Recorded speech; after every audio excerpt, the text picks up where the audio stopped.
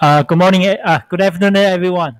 Welcome to the elementary lecture of the elementary principle of chemical processes. So on Monday, we talk about the flowchart, a flowchart like this, which involve chemical reaction, right? And then there are three types of method to dealing with these mass balances. The first one is called atomic species balances, right? Right. And then normally is a most straightforward solutions procedure. Okay. So I suggest you to do this when you have your midterm exam, when you have a question like this in your final exam. And the second one is external reaction. Right? So external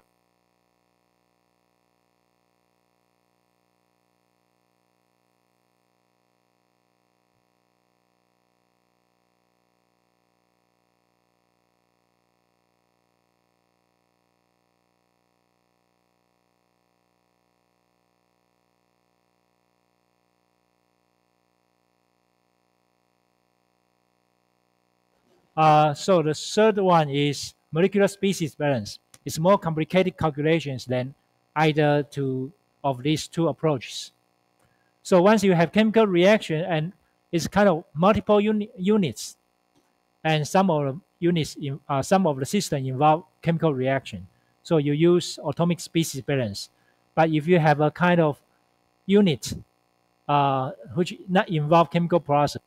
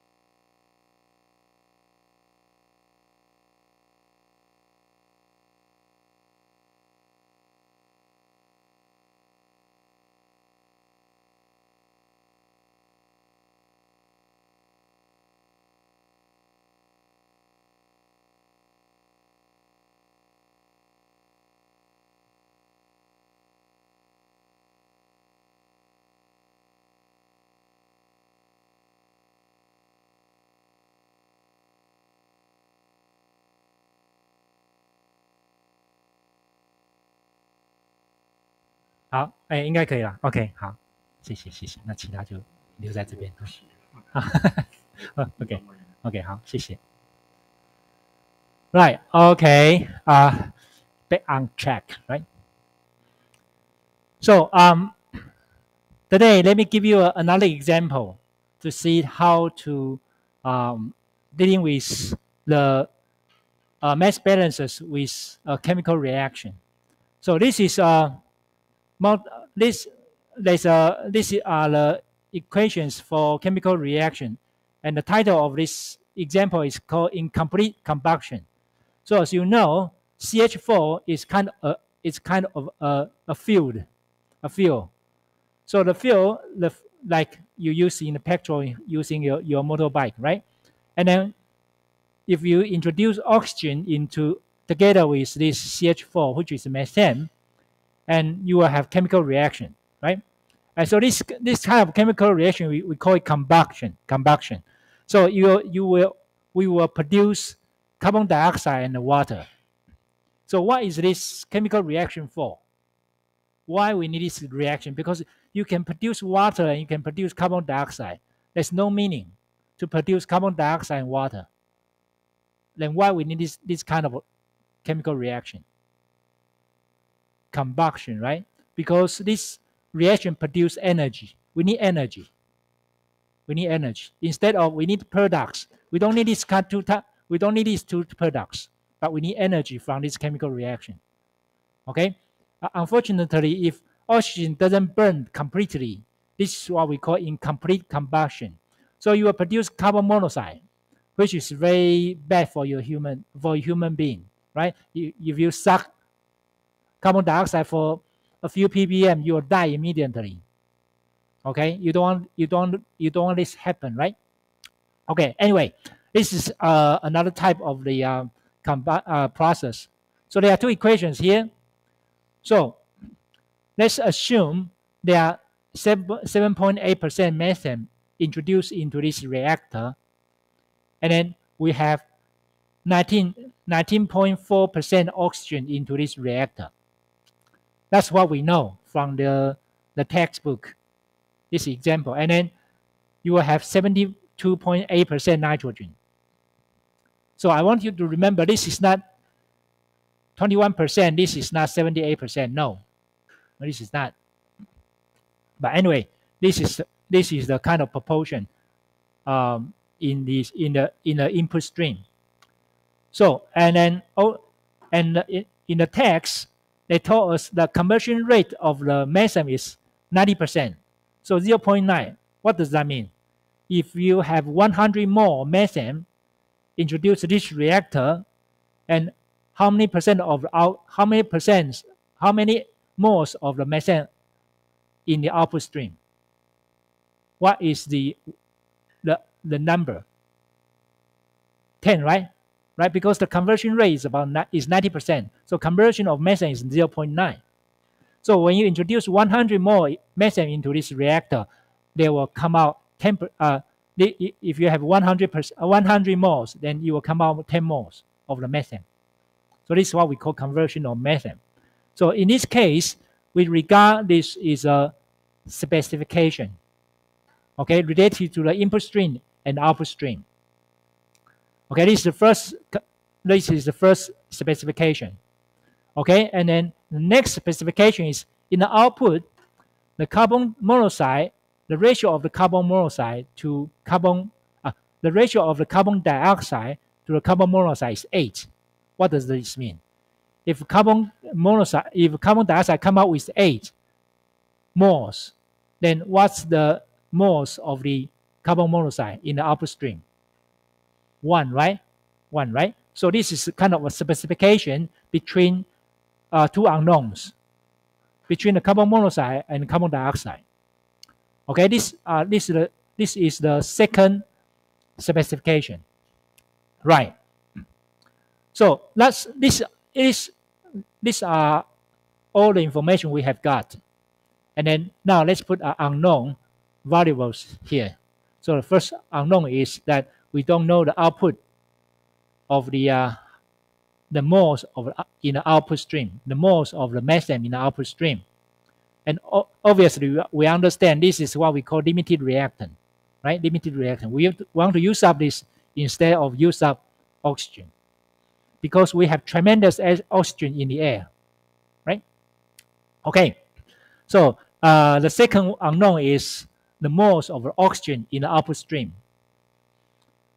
Okay, and the third unknown is the moles of the carbon monoxide in the upstream.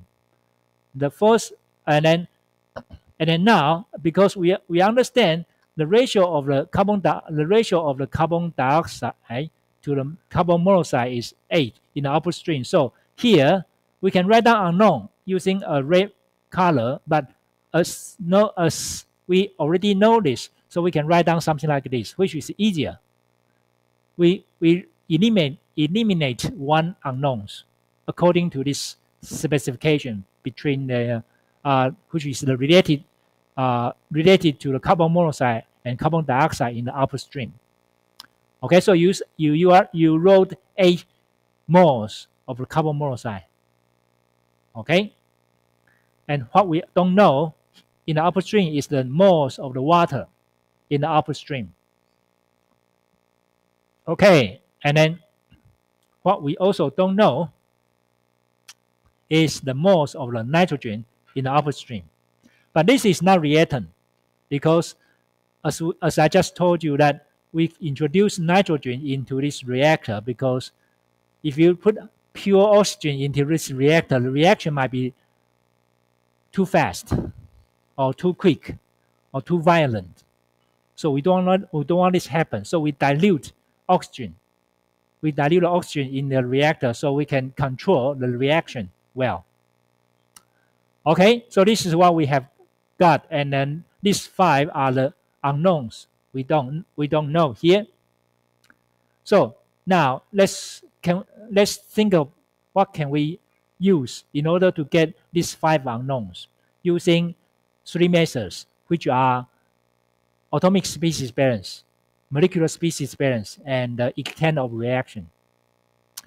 So basically we need to have a basis, which is 100 moles mixture gas. So let's write down here 100 moles. Okay. And then now the thing is, can you tell me these numbers of the unknowns? So basically, you need to do DOF first, right? You need to do DOF. So first of all, let's discuss molecular species balance first using DOF. So we have 5 unknowns here, and then I hope you still remember there are 4 terms in the DOF using the molecular species balance. The first one is plus unknown. You have how many unknowns you have here, right? The second one is what? Plus or minus? Plus, right? How many chemical reactions in this case? Okay, so you have plus. The third one is plus or minus? Minus, right? I hope you remember. Minus. Minus what? How many independent molecular species balance in this question? So you need to name, you need to count the numbers of the unknowns here. Okay, and then we have 4 terms, right? So what is the last term? Last term, you know that as minus other equations relating unknown variables, including what? Including, that's why I say to you, specification, physical laws, and physical constraints, right? Okay, so you have 4 terms, and then once you sum up these 4 terms, you will know the answer of the degree of freedom analysis. If it's 0, congratulations, you can get these numbers. You can get these 5 unknowns. If it's not, you need to find out whether you miss some information or not, or you think this problem cannot be solved. Okay? Right, so now let's think of molecular species balance here. The first one, unknown. How many unknowns here? How many unknowns? As I wrote down here for you, there are 5 unknowns, right? There are 5 unknowns, so you will have 5 here, which are the moles of the methane, the moles of the oxygen, the moles of the carbon monoxide, the moles of the water, and the moles of the nitrogen. Okay? Right, please tell me how many independent chemical reaction here? 2, right? Because this is complete combustion. This is incomplete combustion. Right? This is the equation for incomplete combustion. Right. So this is 2. There are 2. You might say, why we need this to think of DOF? Remember that I told you external reaction. This is one of the reasons. Right. Okay. So what is the minus? The independent molecular species parents. How many? What is that? Independent molecular species parents. How many independent molecular species parents? Please tell me.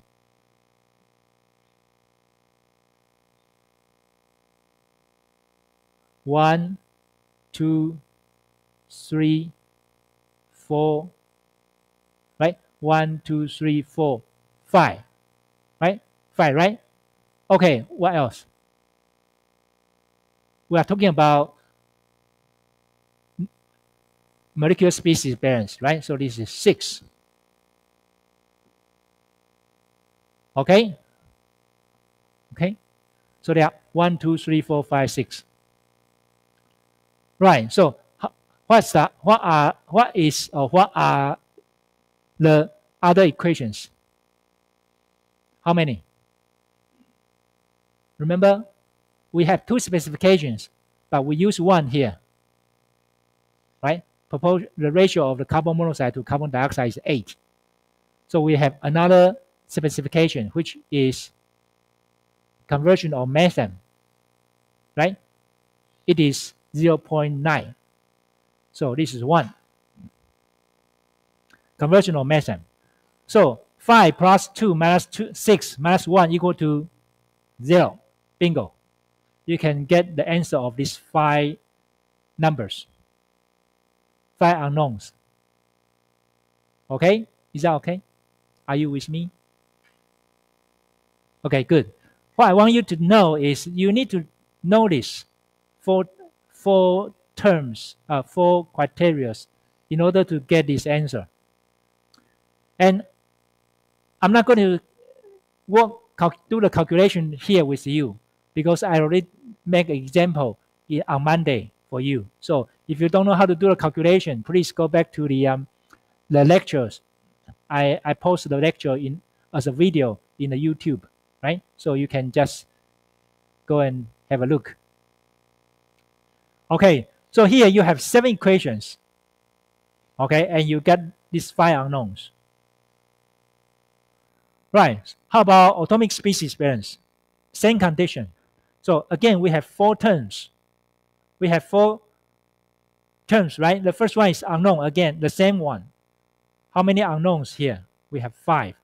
And then the second term is minus. It's not plus because we are not talking about nuclear reaction. So there's no there's no nuclear reaction, only chemical reactions. But you don't, because we are talking about the atomic species. So there's no there's no there's no generational consumption. So that's why we use minus independent atomic species balance. Instead of molecular species balance, we use atomic species balance.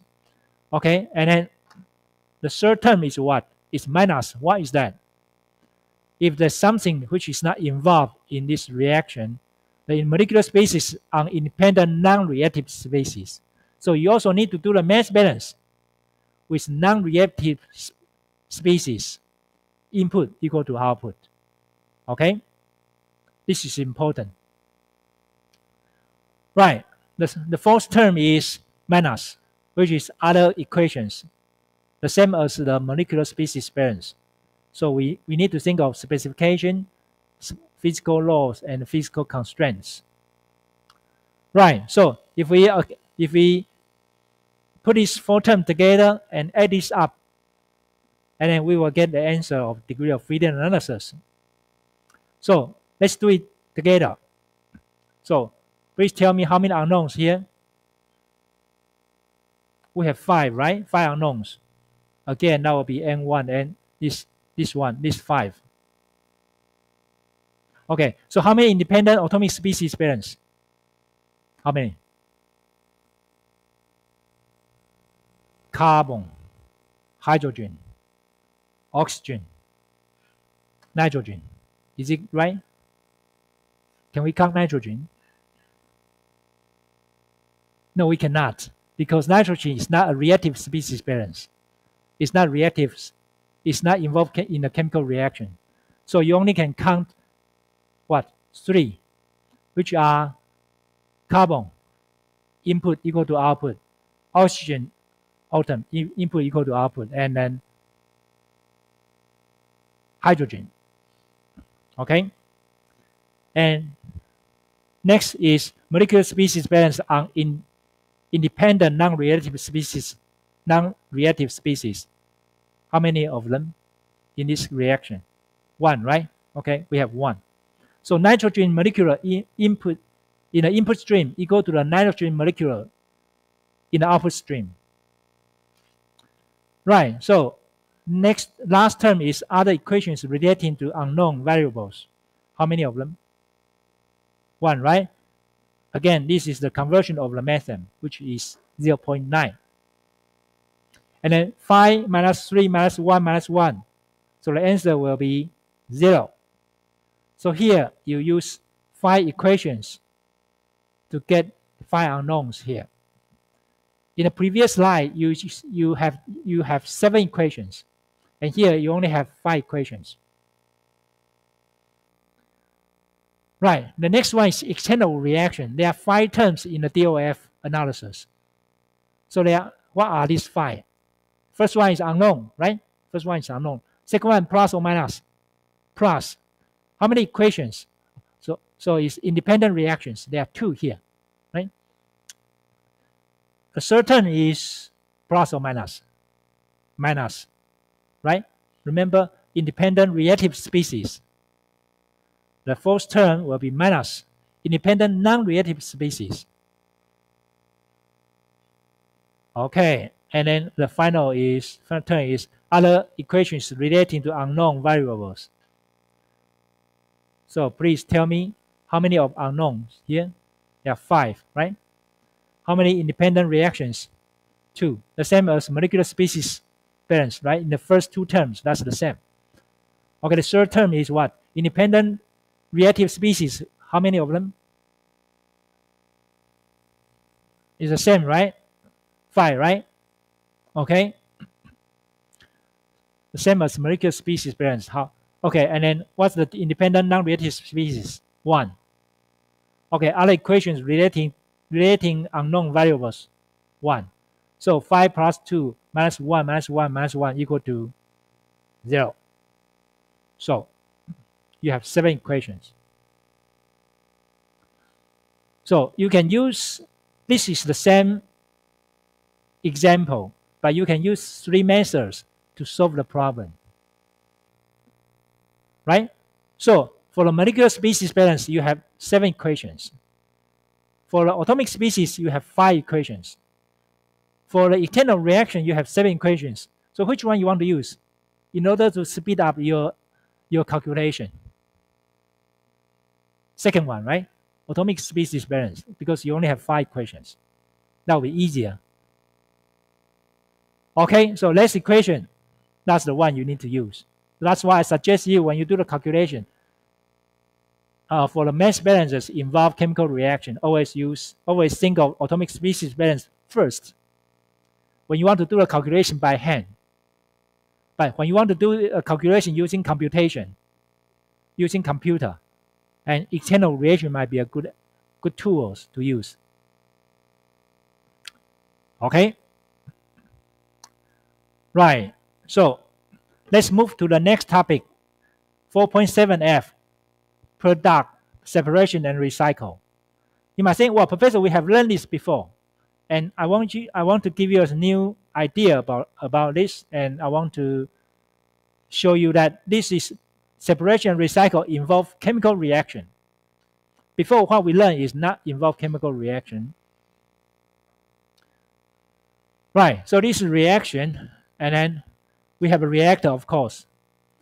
And if we have A0 into this reactor, and we produce B, right? The product is B. And then if the conversion rate is not 100%, so we will still have some A in the upper stream.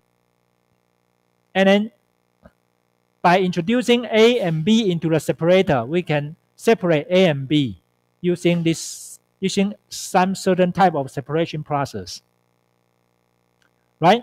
And then if you get A back, you can recycle A back to this reactor. This is what we call recycle stream. I hope you still remember. So here we have A1. So we have A1, A2, A1, B1 here. Because recycle, you might have some of B as a product and recycle back to this reactor. So we can write down A1, B1, and we can write down A2, B2 in the output stream from the reactor. And we can write down A3, B3 from in the output stream of the separator. And then we write down the A4, B4 in the recycle stream.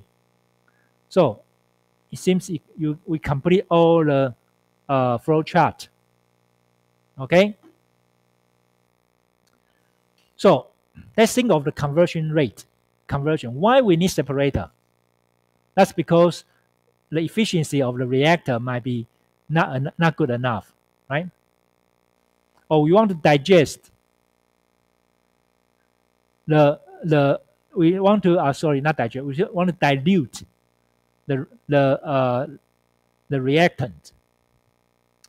Okay, for the A, so there are two terms here. One is called overall conversion. One is called single pass conversion. And ladies and gentlemen, you need to remember these two terms. First one, single pass conversion means what? We only want to see the reactor here. This is what we call single pass conversion. Overall conversion is we only care about input and output in this whole system. This is a single unit. This is a single unit. The single pass conversion is related to the reactor only. But overall conversion is related to this system. We care about input and output only. So let's take a look at the definition. So the overall conversion is input, reactant input to the process, which is A0, minus what? Reactants output from the process, which is A3, divided by what? Divided by A0. This is what we call overall conversion. For example, if you have mass M here and mass M here, and the overall conversion rate is 90%, so you have 100 moles in the input. How many outputs? How many moles of the mass M in the output? 10%, 10, right? Because conversion of mass M is 90, that's 0.9. Okay? How about the definition of single pass conversion? We only want to deal with the A1 and A2, B1 and B2. So the reactant input to the reactor A1 minus reactant output from the reactor, which is A2. And then divided by what? Divided by reactants input to the reactor A1. So that's why I want to tell you is we only want to know something about this here. Okay?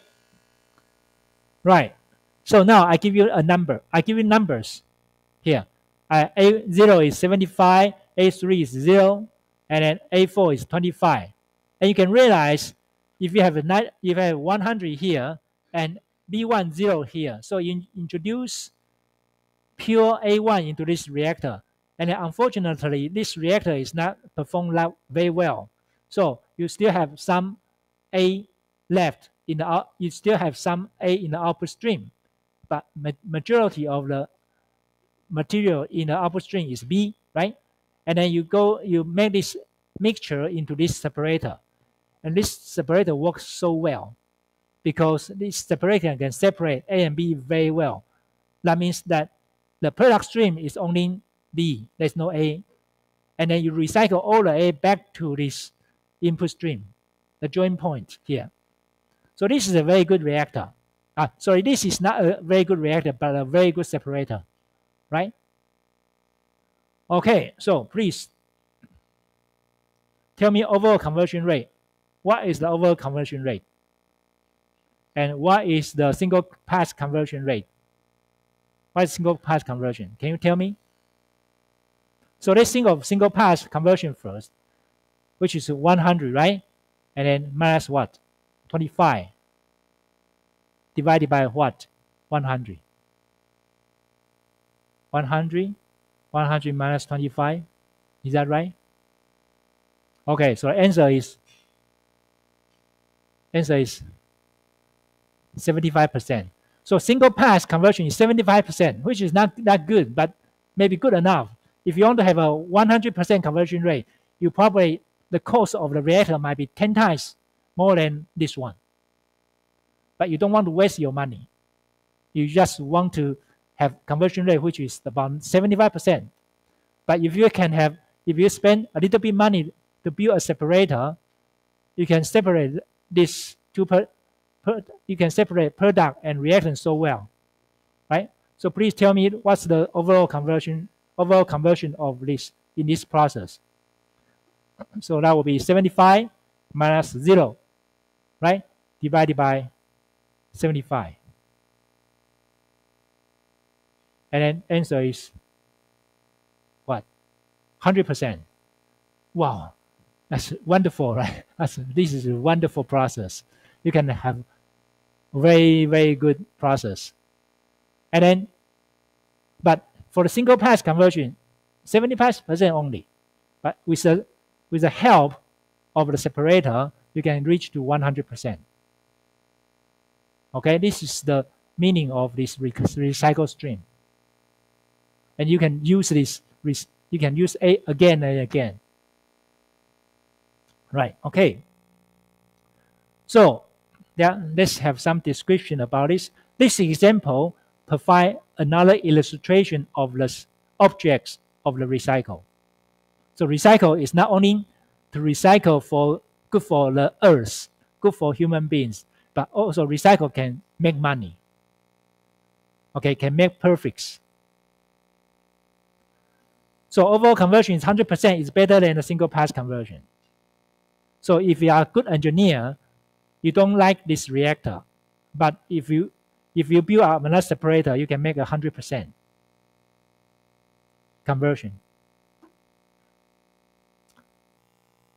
Okay, we still have time. So, but I don't have time to read this for you. But what I want to tell you is that this is called dehydrogenation of a propane. Again, propane C3H8 is kind of a fuel, and then you burn, or you can use this, and you can take hydrogen molecule away from the propane, and this is what we call dehydrogenation process.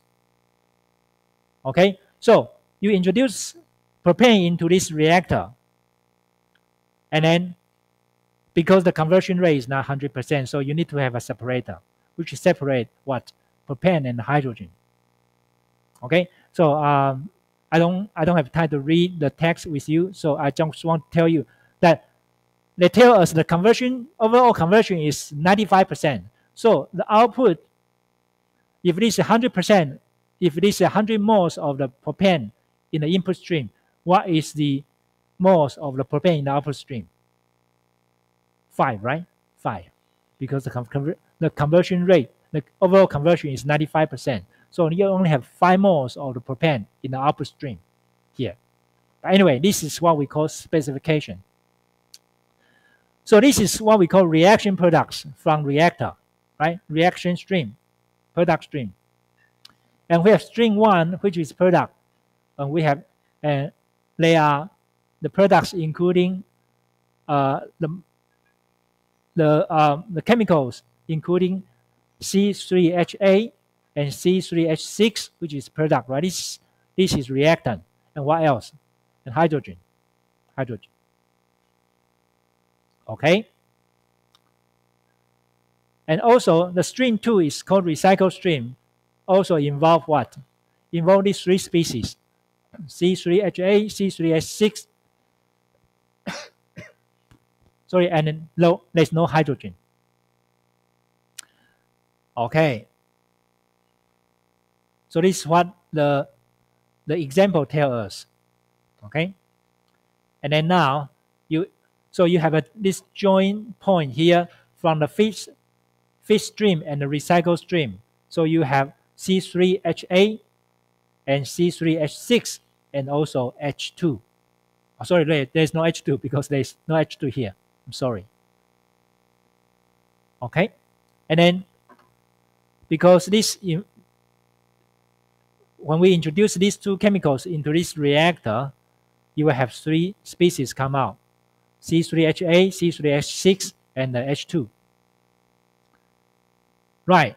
So now you understand you have all the unknowns here, and you have a overall conversion specification here. So let's start to address the unknowns, symbols here. First of all, we have 100 moles as a basis. And then we have N1, N2, N3, N4, N5, N6, N7, N8, N5, N10. We have 10 unknowns. So if I ask you, can we get the answer of these 10 unknowns? You have to do DLF first, right? Right, and then we understand overall conversion is 100 minus N6 divided by 100, right? So bingo, you know N6 immediately. But anyway, DOF first.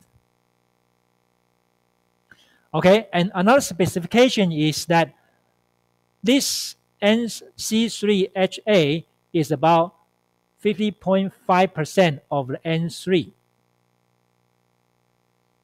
So the majority of C3HA recycle back to this reactor, right?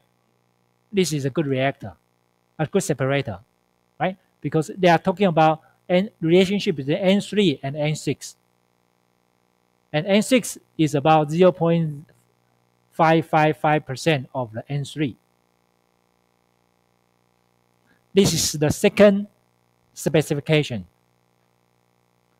And then the third specification is related to the N10 to the N7, which is the C3H6 is about 5% of the C3H6 in the output stream. It makes sense to you, right? Because this is a product. If the mixture goes through the separator, the majority of the materials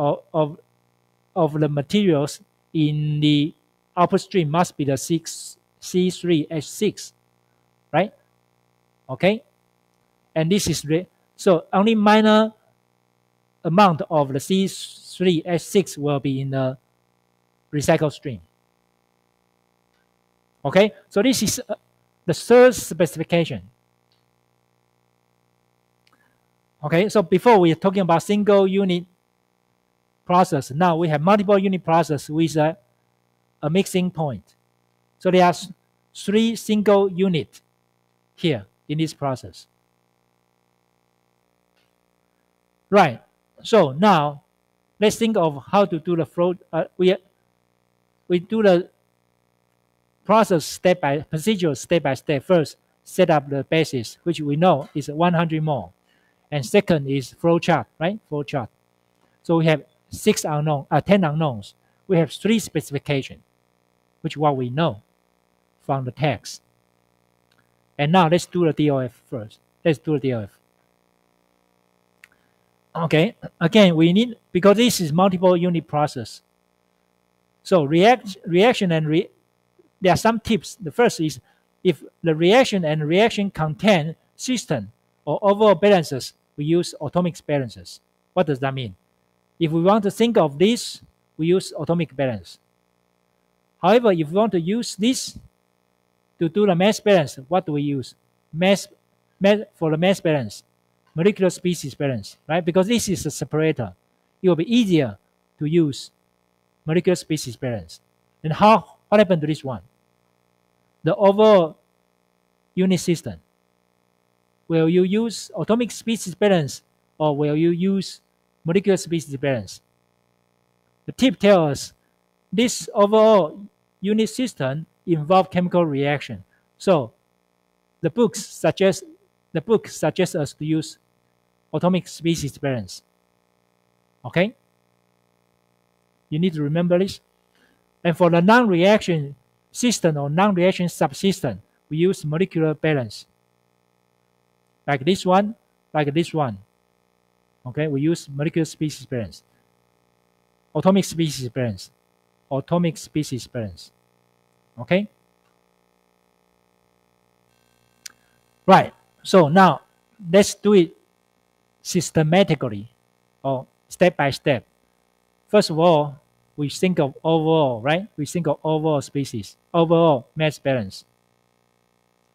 So then we use atomic species, right? Atomic species. So overall is atomic species balances. So we have 4 terms here. Please tell me how many unknowns in the overall system. How many input and how many output? First of all, you need to know how many input and how many output. 1 input and 1 output, right? Because recycled stream is inside the circle, inside this boundary. So you have 1 input and 1 output. So how many unknowns in this system? 3, right? 3, which are N6, N7, and N8. So we have 3. Okay? So how many independent atomic species balance? Can you tell me how many chemical atomic species? 2, right? Carbon and hydrogen. Right? So you have 2 here. And then do you have molecular species balance here? No, you don't have inner gas. So that will be 0. Okay? So do you have another equations relating to the unknown variables? Do you have equation related to this N6, N7, N8? Do you? Yes, you do, right? Because the conversion rate is this one. So you can have conversion rate of this, right? Remember, the overall conversion is this one. So you have 1. So 3 minus 2 minus 1 will be equal to 0. Bingo. You can solve the problem, or you can get the answer of N6, N7, N8 using 2 atomic species balance equation and 1 equation from the overall conversion.